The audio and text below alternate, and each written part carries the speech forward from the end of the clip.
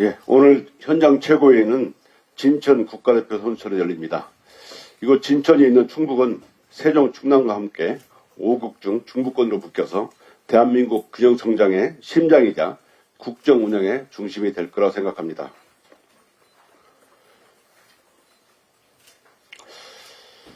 어제 정청래 대표님이 조국혁신당과 합당을 제안했습니다. 청와대 홍익표 정무수석은 양당 합당은 이재명 대통령님의 평소 지론이었다라고 밝혔습니다.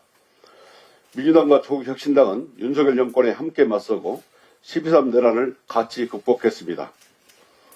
지난 대선에서는 이재명 정부를 탄생시켜 증명된 원팀이기도 합니다. 당 대표님이 누구보다 우리 민주당과 당원을 아끼고 올해 지방선거 압도적 승리를 위해 다양한 전략을 깊이 고민하셨으리라 생각합니다. 저는 민주당과 조국혁신당이 지방선거를 같이 치르자는 정청래 대표님의 방향성 제시가 매우 적절했다고 생각합니다. 어제 당대표의 제안으로 양당 합당이 결정된 것은 아닙니다. 당원들과 함께 공론화의 문이 이제 막 열렸을 뿐입니다. 우리 민주당은 당원 주권 정당입니다. 이번 합당 논의 자체가 당원 주권 시대의 개막입니다. 일부 의원들이 결정하는 것이 아닙니다. 제기되는 일부 절차적 논란은 당원들께 직접 물으면 될 것입니다.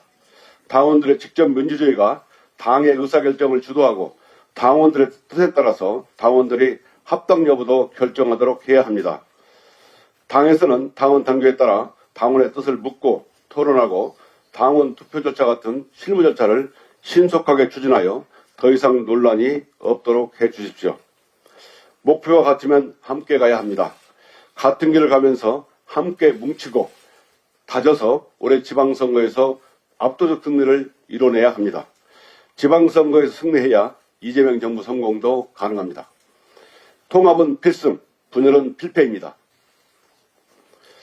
법원이 내란 중요임무 종사자 한덕수에게 징역 23년을 선고했습니다. 한덕수에 대해 신속 단호한 내란 단죄 의지를 보여준 것은 앞으로 있을 윤석열 일당 단죄의 시금석이기도 합니다. 이상민, 박성재, 김용현 그리고 윤석열까지 앞으로 이어질 내란 세력들 재판에 관한 명확한 기준을 제시했습니다.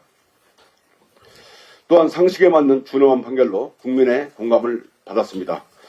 이번 판결은 헌법적 관점에서 친일 쿠데타의 위험성을 확인했다는 점에서 의미가 있습니다. 윤석열 친일 쿠데타는 전두환 12.12 내란보다 더 엄중하고 위험하다는 것도 확인했습니다. 지금까지 조희대 법원은 내란 사건 중대성을 무시한 채 일반 형사법적 관점에서 일반 형사사건으로 취급하여 답답하고 상식에 맞지 않는 영장 기각과 재판을 했습니다. 조희대 법원에 대해 이번 한덕수에 대한 판결로 내란 전담 재판부 필요성은 더욱 분명해졌습니다. 친일 쿠데타 내란법에게는 헌법수 관점에서 윤석열 일당에 대한 법의 준엄한 심판을 받도록 해야 됩니다. 지난 20일 2차 종합특검법이 국무회의를 통과했습니다. 2차 종합특검이 내란 세력들의 내란의 뿌리까지도 정확하게 단죄하고 특검 청구영장이 기각되는 일이 없도록 내란 전담 재판부가 조속히 가동되도록 해야 할 것입니다. 이상입니다.